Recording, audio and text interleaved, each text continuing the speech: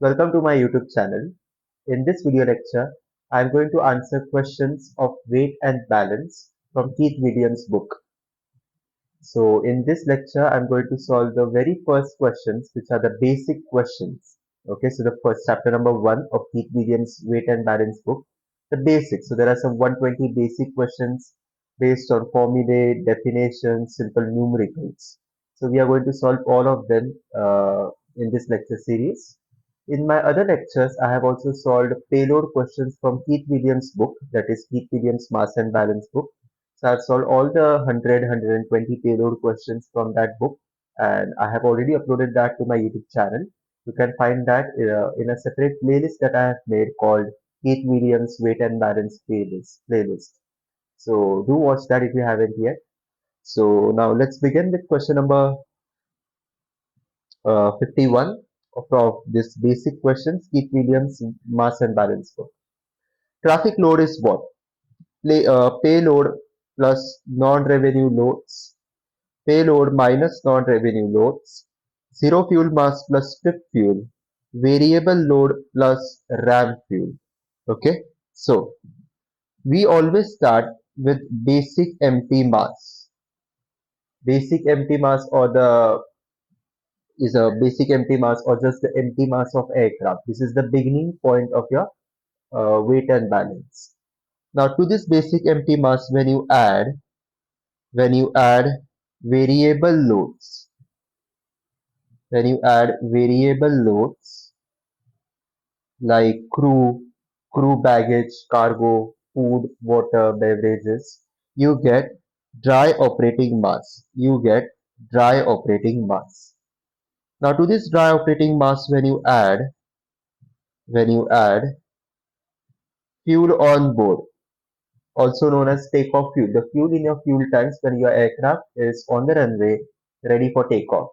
So the fuel in your fuel on board, when you add DOM and fuel on board, you get operating mass. Next, when you add payload, when you add payload to your dry operating mass, you get zero fuel mass. Next, when you add payload to your operating mass, you get takeoff mass. And on this side, when you add fuel on board or takeoff fuel to zero fuel mass, you also get takeoff mass. So there are two ways to get obtain takeoff mass. You can follow this way, or the second way is this one. Now there is also a third way.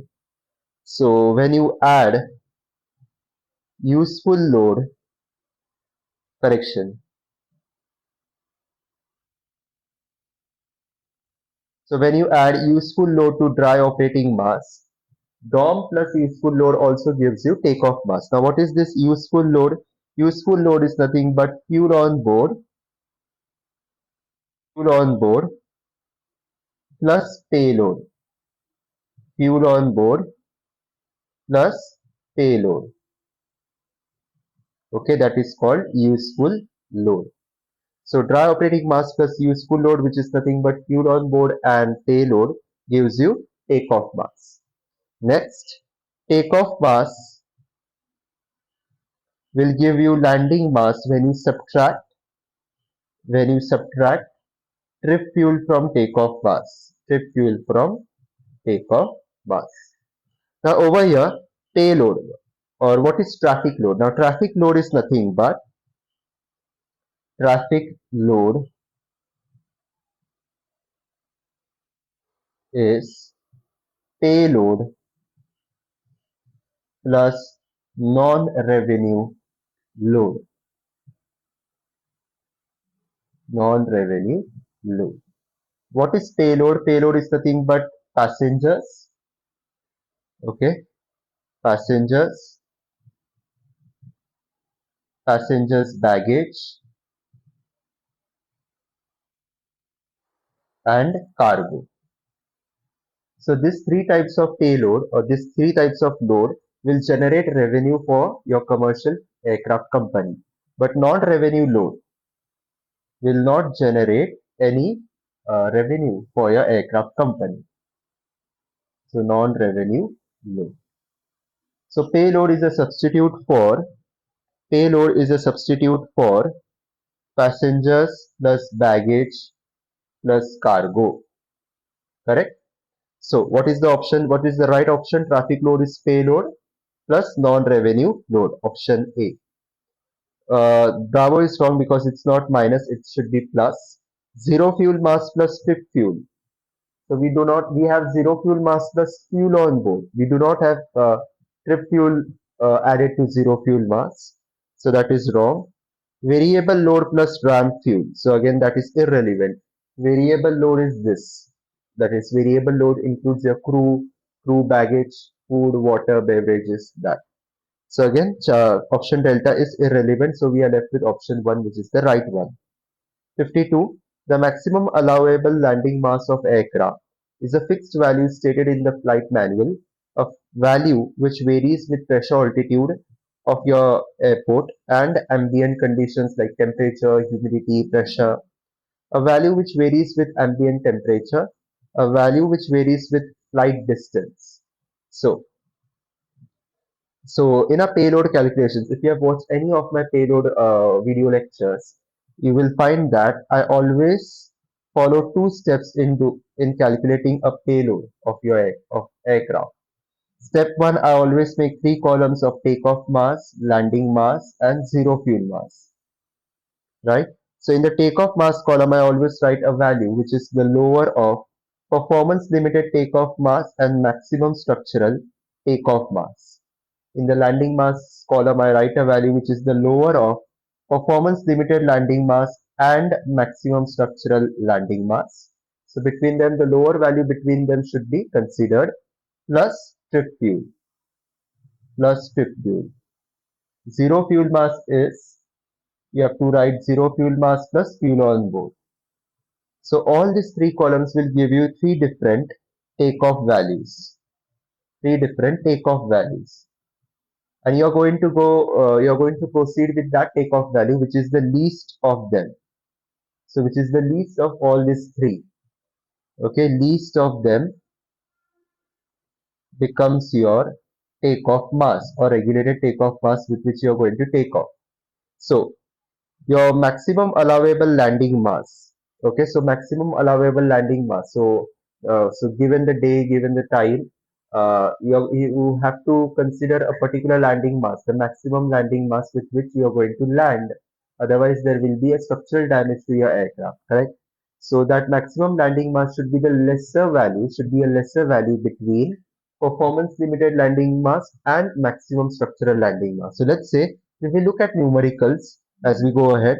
Now, if the question states performance limited landing mass is 52,000 and maximum structural landing mass as specified by the manufacturer is 50,000. So out of these two landing masses, you're going to consider the one which has a lesser value, which is maximum structural landing mass. So you're going to select or consider this landing mass value and you're going to proceed with this one. Okay. So because if you proceed with 52,000 kilogram, so you will exceed the maximum structural landing mass by 2,000 kilo. And if you land with 52,000 kg at your destination airport, that can cause structural damage of landing gear, fuselage, etc. So always to be on the safer side, you always consider a less landing mass value. Okay, so the correct answer will be, it's not a fixed value. What is the fixed value? The maximum structural landing mass is a fixed value structurally. Okay, so option A is wrong. So they have asked about maximum allowable landing mass. So A is wrong. A value which varies with airfield pressure, altitude, and ambient conditions is ES. Charlie and Delta are wrong because performance limited landing mass is not exclusive to temperature or exclusive only to flight distance. Performance limited landing mass is inclusive of temperature, ambient temperature, pressure conditions, the condition of your runway surface, density, altitude, etc. Okay, so value which varies with airfield pressure, altitude, and ambient conditions. So always when you are doing your flight planning before departure, the pilots consider to take the landing mass values. A performance limited landing mass is calculated for every flight, depending on the conditions that are to be expected when you reach your destination. The length of the runway at destination, the condition, if it's rained, so your runway will be wet, soaked, whatever. If it's dry, it's good. Upslope, downslope of the runway also plays a role. After that, what you will check is the temperature at your destination. If it's warmer than RSA temperature, density altitude is going to be more than pressure altitude, right? Humidity of air is again going to influence density. Pressure is going to influence density of air. So all these factors are considered, and then we derive a performance limited landing mass. So these factors are going to influence the performance of your plane when you reach your destination.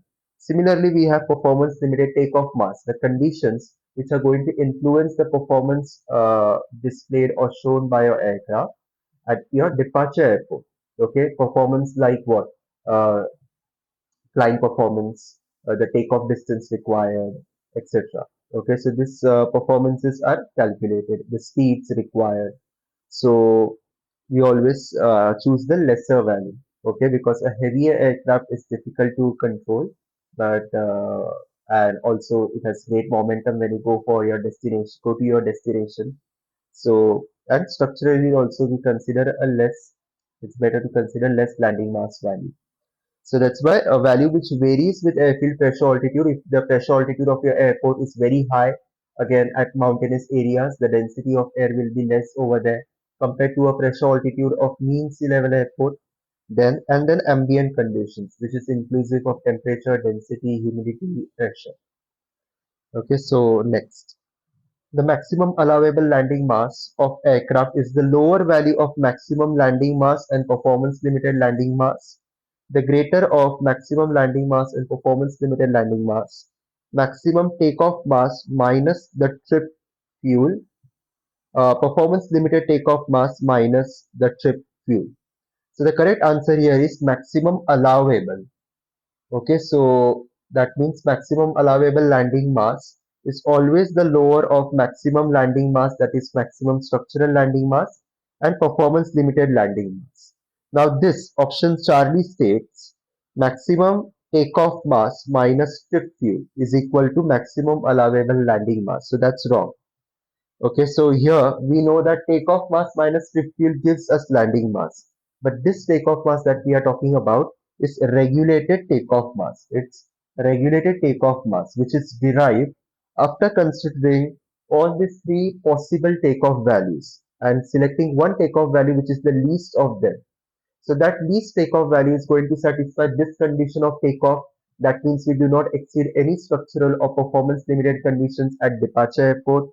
That least takeoff value is also going to satisfy column number 2 conditions, not exceeding landing limitations, and the third column will be also satisfied, like not exceeding the zero fuel mass capabilities of your aircraft. So we always see that your aircraft is in a safe condition at the time of departure, cruise, as well as landing. So that least takeoff value is your regulated takeoff mass. And regulated takeoff mass with which you are going to take off on that particular day, that particular time, minus the trip fuel you are going to use for that specific flight will give you maximum allowable landing mass. Okay, so here they are talking about maximum takeoff mass. This maximum takeoff mass is maximum structural takeoff mass as specified in the flight manual. So that is not the case because stick fuel is always going to vary from flight to flight, whereas the maximum takeoff mass is going to be a fixed value. Okay, delta is also similarly wrong because performance limited takeoff mass minus stick fuel. Sometimes performance limited takeoff mass can be more than maximum structural takeoff mass. So in that case, we will have to make a choice between performance takeoff mass and structural takeoff mass. If performance takeoff mass is more than structural mass, we will prefer structural takeoff mass, right? So option delta will not hold true for all conditions every time.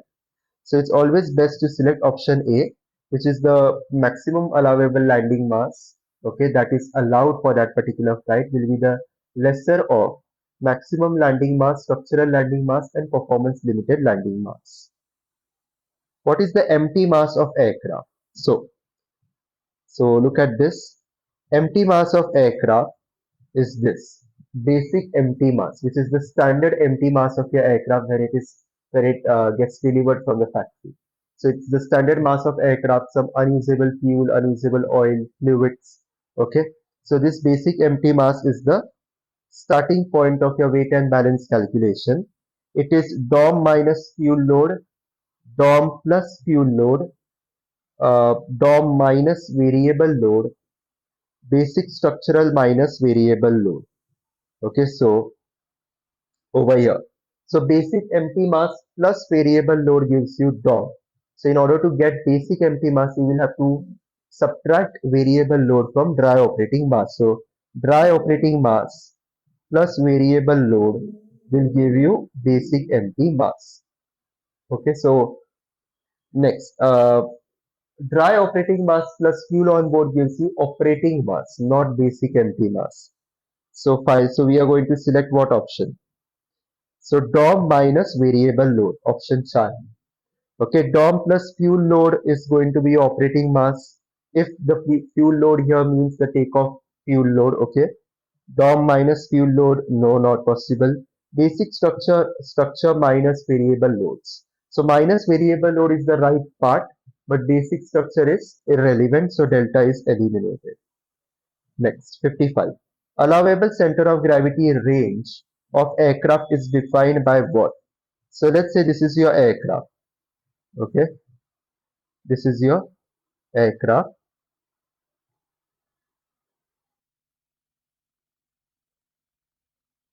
Okay, and this aircraft will have a particular forward range, forward limit, and backward limit or rearward aft limit between which the center of gravity of your aircraft can move. It can go forward up to the forward limit, it can go back to the aft limit. Okay, so this is the range in which your CG can move without without making your aircraft unstable, uncontrollable, unmaneuverable, or unsafe. Okay, so this is the safe range within which your CG can freely move without creating any problem for your aircraft. So this center of gravity range is defined by the manufacturer. It's defined by the manufacturer. Okay, so this range is going to remain fixed and it will be defined by the manufacturer. The captain is not going to decide this range. It comes with the flight manual. What the captain is going to do before every flight is going to calculate calculate the center of gravity before every flight, and he's going to check whether that center of gravity falls within this range or not. Okay, that center of gravity calculation must fall in this within this range at all times, at the time of departure, cruise, and landing. Okay, so that is the job of the pilot. This authorities like Civil Aviation Authority or Civil Aviation Authority are not qualified for specifying or defining the range of your center of gravity. Next, 56. Maximum allowable takeoff mass is dry operating mass plus traffic load. Okay, so dry operating mass plus traffic load is zero fuel mass. So the of alpha is wrong. Performance limited landing mass plus takeoff fuel load.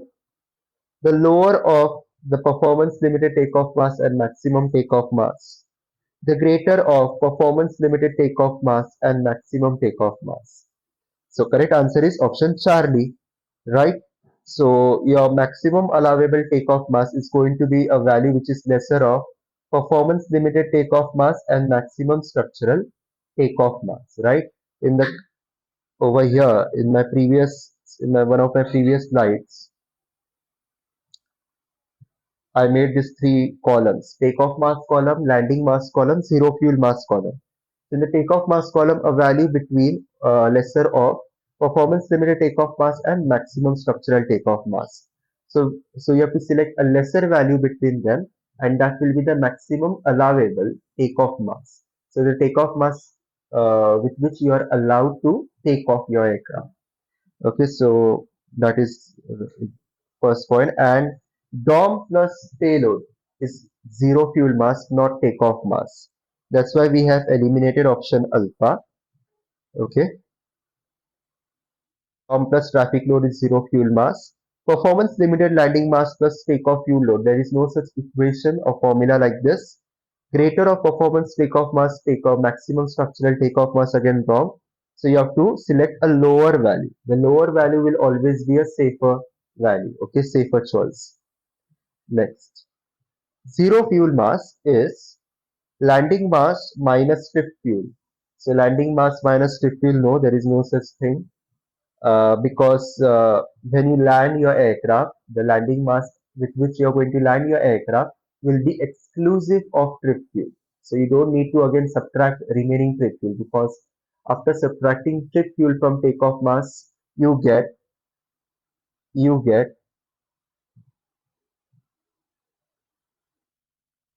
landing mass, right? And this landing mass will not have any trip fuel now. It will have reserve fuel, taxi fuel, right? That kind of fuel. But trip fuel is already consumed, was already consumed during your flight. So next, takeoff mass minus trip fuel. So takeoff mass minus trip fuel is landing mass, not zero fuel mass. DOM plus traffic load, yes. Dry operating mass plus traffic load, which means payload, non-revenue load, is your zero fuel mass. So zero fuel mass means zero fuel. There is no usable fuel in your aircraft. Okay, it only has payload, that is passengers, the baggage, cargo, non-revenue load, and dry operating mass. So with everything but no fuel. Okay. DOM plus variable loads. So DOM plus variable loads, there is no such thing. We have DOM minus variable loads, which gives us basic empty mass. So Charlie is the right answer. So the following best defines the center of gravity datum of an aircraft. So let's say this is your aircraft,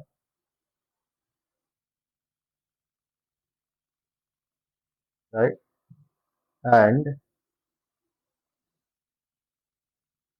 this is the forward range. This is the aft limit within which your center of gravity can move, within which the center of gravity of your aircraft can safely can move without creating any problems for your aircraft, like loss of controllability, maneuverability, stability, like that. Now this center of gravity will be calculated from a specific datum, will be calculated from a specific datum. Okay, it will be calculated from a specific datum. Now, this datum is provided by or is specified by the manufacturer, and this datum is going to remain fixed. Unlike the center of gravity, this datum doesn't move. Okay, so center of gravity is measured from this particular datum along the longitudinal axis of your aircraft. We all know what the longitudinal axis is. Longitudinal axis is an imaginary axis running from the nose of your aircraft to the tail of aircraft. So yes, you're going to measure that CG calculations. All CG calculations are reference to this particular datum. Now this datum can be anywhere on the longitudinal axis of your aircraft. So it can be within your aircraft somewhere here. Okay, it can be here somewhere within your aircraft, like here, anywhere on aircraft, or it can be outside your aircraft also, like this, or behind your aircraft somewhere here. So remember that very important point. So CG datum is a point specified by the manufacturer as the reference point for all CG calculations, a point specified by the regulating authority as the reference point for CG calculations, point at which CG lies when aircraft is at its basic empty mass condition, forward CG limit. So correct answer is option alpha. Next. Zero fuel mass of your aircraft is specified by the manufacturer, varies from flight to flight, is constant for all flights, is the takeoff mass minus the useful load. Now, first things first, takeoff mass minus useful load equals to dry operating mass is equal to dry operating mass. Look here. Takeoff mass minus useful load gives you DOM. Dom plus useful load gives you takeoff mass, so going reverse. Takeoff mass minus useful load will give you dry operating mass, right? So next, that's why delta is wrong. Now, specified by the manufacturer, this is wrong. Manufacturer will specify the maximum zero fuel mass, the maximum limit to which you can load your aircraft without with passengers, with payload, with non-revenue load, and without fuel. Okay, manufacturer does the job of specifying the limits, defining the limits. Now here they are talking about zero fuel mass, just simple zero fuel mass, and this zero fuel mass is definitely going to be less than maximum zero fuel mass. So now this zero fuel mass, we all know the formula, dry operating mass plus traffic load या फिर payload is equal to your zero fuel mass. Now payload is nothing but your passengers, cargo, or again their baggage, non-revenue load, etc. Now this payloads varies from flight to flight, varies from flight to flight. Sometimes your flight will be full of passengers, sometimes it will be sometimes it will be flying without uh, any passengers or with very few passengers, right? So payload will vary from flight to flight. If payload varies from flight to flight, the zero fuel mass with which you are going to fly every flight will also change. So zero fuel mass is not a fixed quantity. Maximum zero fuel mass, the limit, maximum limit is going to remain constant.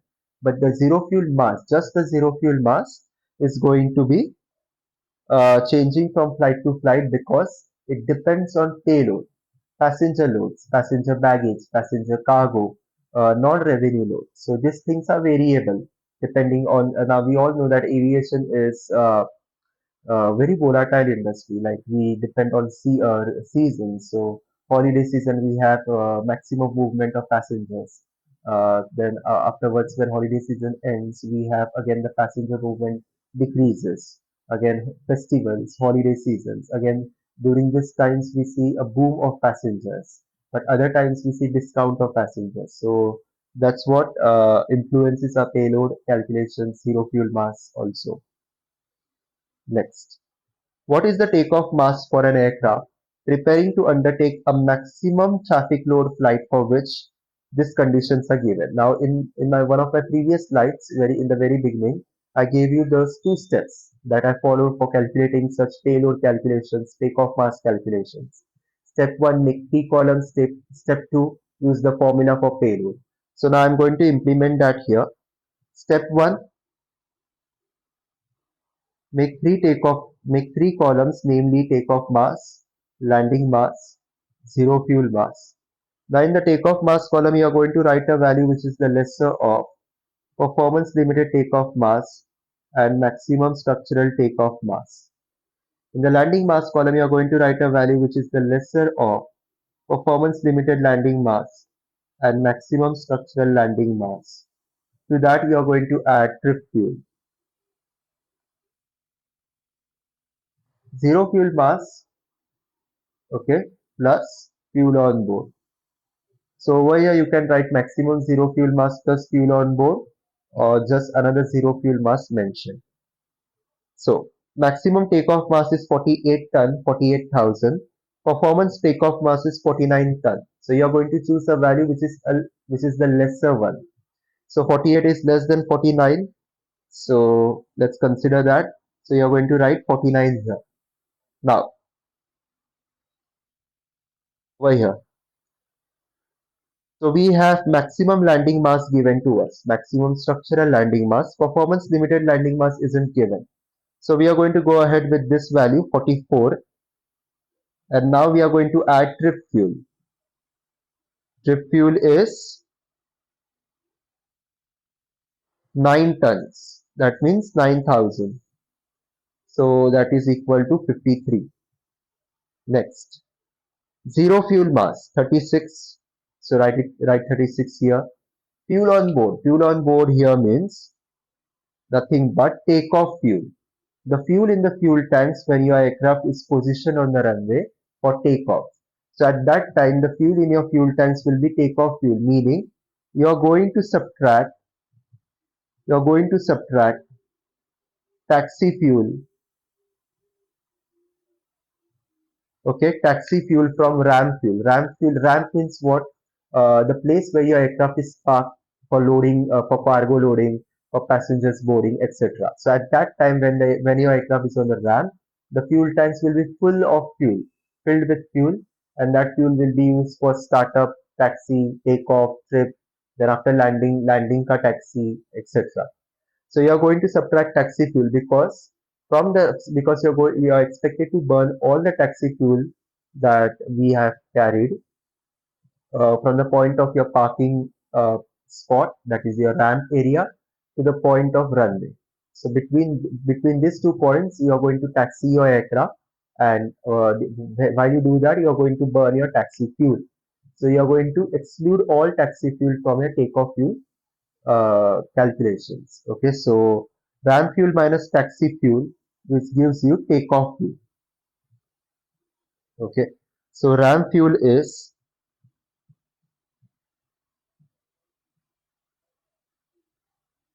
okay, so this is one formula for getting takeoff fuel.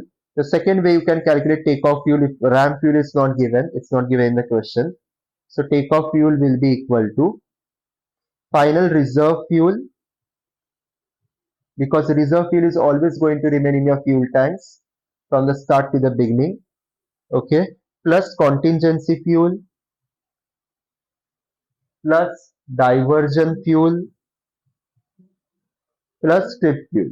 So these are all the fuel components that are going to be available in your fuel tanks at the time of takeoff run. Okay, so what you have excluded is you have excluded startup and taxi fuel. Okay, you have excluded startup and taxi fuel minus, because that fuel will have burned by the time you reach runway. So reserve fuel is 1, contingency zero point 0.9, diversion zero point 0.7, trip fuel 9. So it is equal to 10 plus 0.9 plus 0.7, 11.6. 11,600 is your fuel on board. So 11.6, 36 plus 11.6 is 47.6. Now select that takeoff value which is the least of all. So regulated takeoff mass will be 47.6. 47.6. So what is the takeoff mass? They have asked us to calculate takeoff mass for aircraft preparing to undertake a maximum traffic load. Okay, so takeoff mass is 47.6 or 47,600 tons. You are going to take off your aircraft with this particular takeoff value. So this concludes the lecture. I hope you have understood all the 10 questions that I have done in this video lecture. If you have any doubts or questions, let me know in the comment box. I request you all to share this channel with your friends. Subscribe to this channel if you haven't yet, and hit the like button if you have liked this video lecture. In my next video lecture, I will come up with the next 10 questions. So do watch that lecture.